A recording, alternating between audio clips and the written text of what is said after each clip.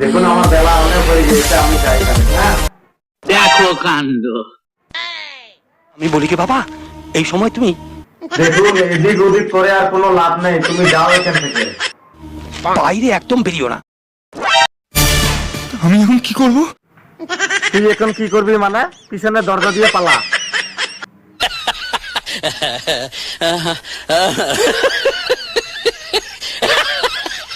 এই কি খবর, এত সকালে যে চলে এলেন? তাই সকাল সকালই চলে।